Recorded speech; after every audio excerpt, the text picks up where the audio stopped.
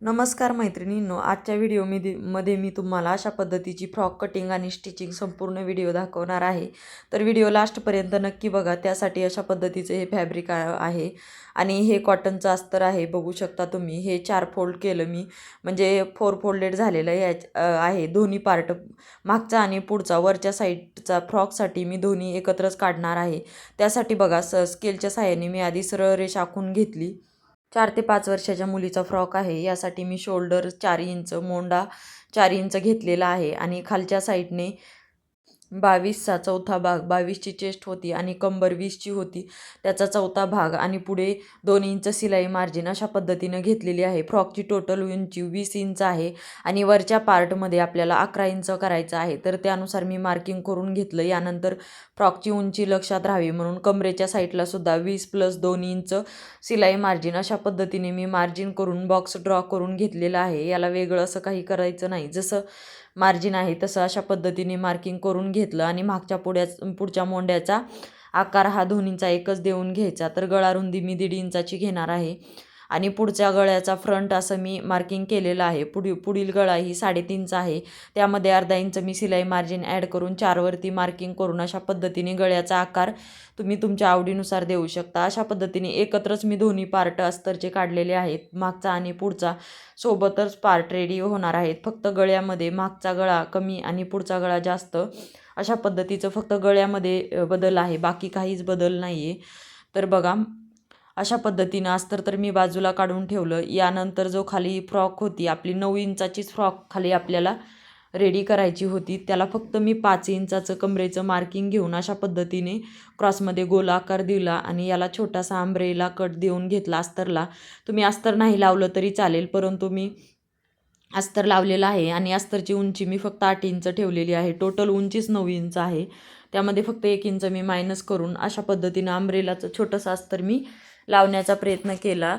तुम्ही नाही लावलं, तशीच जरी फ्रॉक केली तरीसुद्धा चालतं. यानंतर मेन फॅब्रिक घेतलं आणि 4 फोल्डेड ठेवून दोन्ही पार्ट मी त्यावरती काढून घेतलेले आहेत. यानंतर आपल्याला बघा 9 इंचाची खालचे पार्ट होणार आहे आणि 1 इंच आपलं वरी आणि खाली अर्धा अर्धा असं 10 इंचावरती मार्किंग करून अशा पद्धतीने मी व्यवस्थित ठेवून पीस हा कट करून घेतलेला आहे. 10 इंचावरचं याची लांबी 10 इंच ठेवलेली आहे खालच्या साईडच्या या नेटची आणि हे 2 पार्ट होते, तर त्याचा एक पार्ट मी सेपरेट केलेला आहे मागच्या आणि पुढच्या फ्रॉकला फ्रिल टाकण्यासाठी अशा पद्धतीने.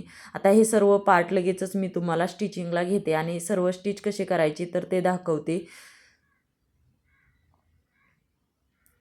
तर हे बघा, व्हिडिओ स्टिचिंगला घेतल्याच्या नंतर हे सर्व पार्ट मी ठेवून घेतलेले आहेत. सध्याचं खालच्या अंब्रेलाची साईड आहे तर ते बाजूला ठेवून घेते आणि जे वरचा पार्ट आहे, आपण वरचे पार्ट रेडी करणार आहोत तर ते घेतलेले आहेत. तर हे बघा, हे पण दोन्ही एकत्र होते तर ते मी फक्त सेपरेट केले. यातील पण अस्तरचे पार्टसुद्धा मागचा पुढचा वेगवेगळा केलेला आहे आणि अस्तरचा गळा मी स्टिच करून म्हणजे कट करून घेणार आहे. हा गळा जो आहे तर तो कट करून घेते. तुम्ही जसा गळ्याला आकार देणार आहे तशा पद्धतीने कट करा व्यवस्थित. गोल कोणी पानगळ्याचा आकार देतं, तर मी अशा पद्धतीचा आकार दिलेला आहे फक्त पुढच्या गळ्याला.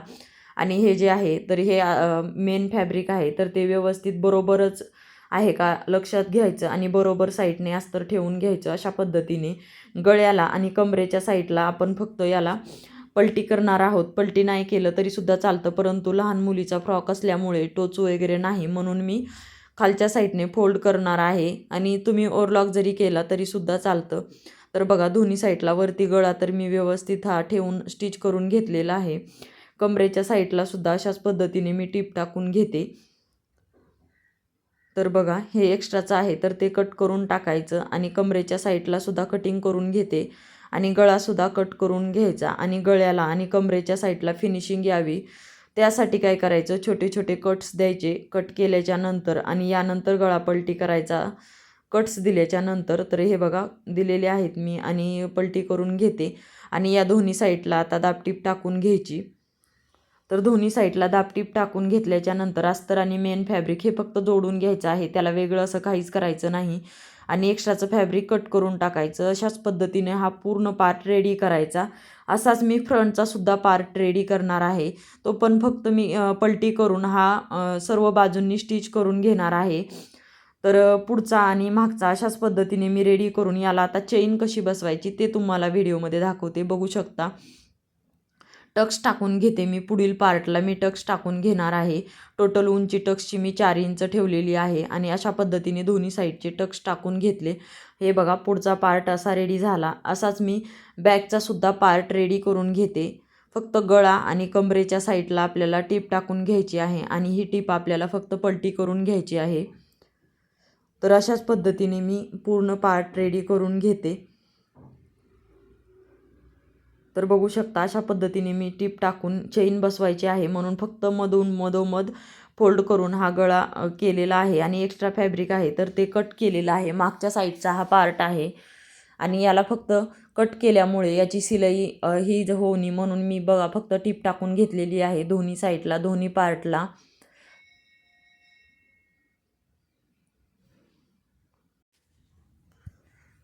तर दोन्ही साईडला टीप टाकल्याच्या नंतर हे बघा अशा पद्धतीने आणि आता काय करायचं 1.5 इंचाच्या पट्ट्या घ्यायच्या आणि दोन्ही साईडला अशा पद्धतीने वरच्या साईडने जोडून आतल्या साईडला फोल्ड करून घ्यायच्या.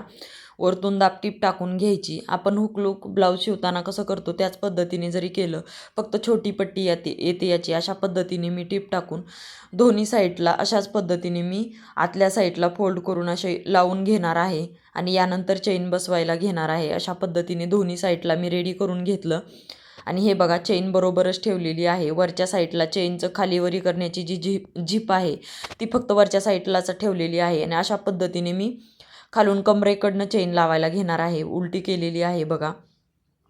कशी ॲडजस्ट होती त्यानुसार तुम्ही ठेवायची.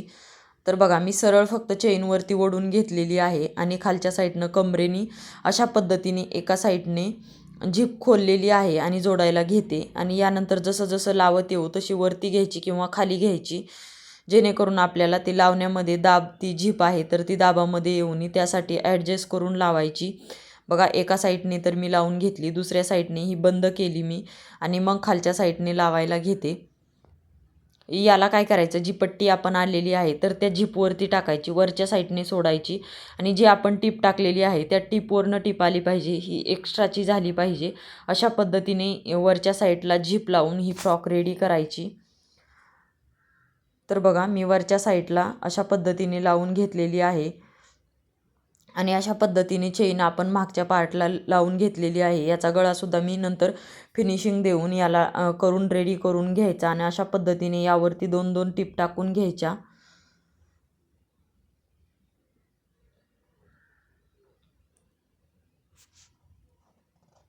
तर 2-2 टीप टाकल्याच्या नंतर दोन्ही साईडचे शोल्डर आहेत खालून कमरेला एक लेवलमध्ये येते का चेक करायचं आणि 11 इंचाची टोटल उंची होती तेवढी उंची घेऊन वरच्या पार्टची शोल्डर जॉईंट करून घ्यायचे.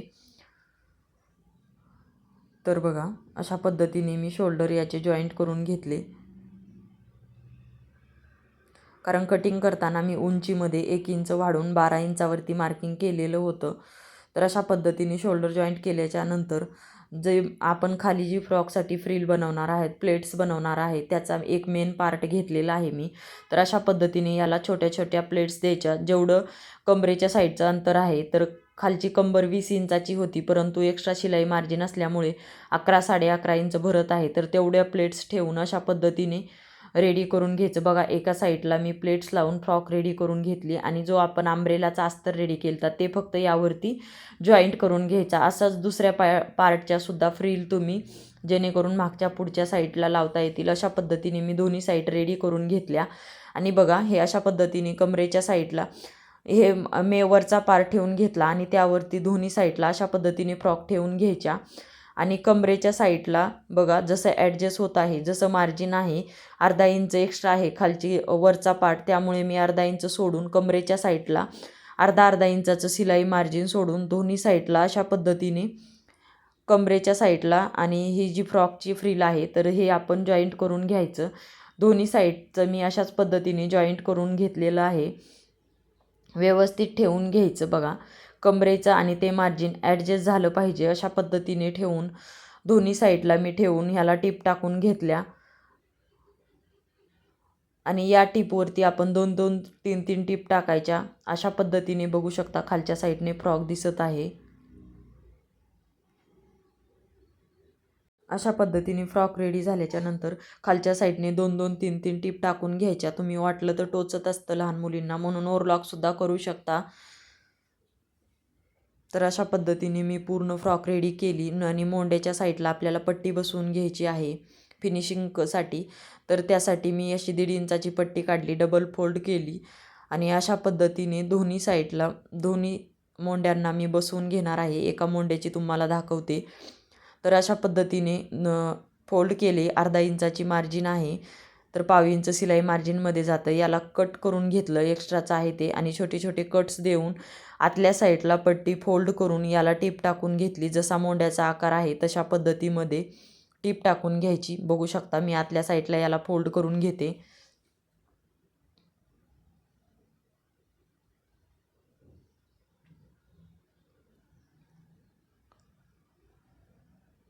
तर अशा पद्धतीने आतल्या साईडला फोल्ड करून मी याला टीप टाकून घेतले आणि यानंतर आपण फिटिंग टाकायला घेऊ. फिटिंगच्या आधी तुम्ही काय करायचं, अशा पद्धतीचे 2 बंद रेडी करायचे आतमध्ये टाकण्यासाठी. मी 1-1 इंचाचे बंद असे रेडी करून याची लांबी 10-10 इंच ठेवून अशा पद्धतीचे बंद रेडी करून घेतले. आणि बघा, दोन्ही साईडच्या बरोबर साईड आतून आहेत आणि उलट्या साईड खालून आणि वरून आहेत. आणि बघा, जेवढी चेस्ट आहे 22ची कंबर होती, तर ते 11-11 इंचावरती मी मार्जिन अशा पद्धतीने ठेवून घेतलं. खाली 20 इंचाची कंबर होती, तर 10-10 10.5 इंचावरती कंबर ठेवून अशा पद्धतीने खालच्या साईडला चारही पार्ट पकडून आणि मोंड्यातून 4 इंचाचं येत आहे अशा पद्धतीने फिटिंगची टीप टाकून घ्यायची. आणि खालच्या साईडला जो बंद आहे तर तो आत ठेवून अशा पद्धतीने कमरेच्या तिथेच आपण याला दाब देऊन कंबरी तिथे बंद फिट करून घ्यायचा. आणि खाली 1 इंच येऊन अशा पद्धतीने मी टीप टाकून घेतलेली आहे. जर खालचा आपण अस्तर जर प्लेट्सचं जॉईंट केलं असतं तर खालची फ्रॉक मी 1 लेवलमध्ये जॉईंट केली असती, परंतु आंब्रेलाचं छोटंसंच अस्तर मी टाकलेलं आहे, त्यामुळे अस्तरचा पार्ट आणि मेन पार्ट मी वेगवेगळा कट करणार आहे, वेगवेगळा स्टिच करणार आहे. तर त्यामुळे मी ते व्हिडिओमध्ये दाखवलं नाही. तर अशा पद्धतीने दोन्ही साईडला मी फिटिंगच्या टीप टाकून घेतल्या, 2-2 एक्स्ट्राच्या टीप टाकून घेतल्या आणि अशा पद्धतीने खालच्या साईडला मी जोडून घेतलेलं आहे. तर हे वेगळं जोडलेलं आहे आणि वरतून अस्तर वेगळं जोडलेलं आहे. अशाच पद्धतीने दुसऱ्या साईडला सुद्धा जोडून घ्यायचं आणि हा सुद्धा पार्ट रेडी करून घ्यायचा. तर अशा पद्धतीने मी रेडी केलेला आहे. आणि खालच्या साईडला वाटलं तर तुम्ही पिको करू शकता, परंतु मी असं फोल्ड करून टीप टाकून घेतलेली आहे. आणि अशा पद्धतीने आपली फ्रॉक रेडी झालेली आहे. तर कसा वाटला व्हिडिओ हे नक्की कमेंट करून सांगा आणि आवडल्या चॅनलला लाईक, शेअर आणि सबस्क्राईब करा.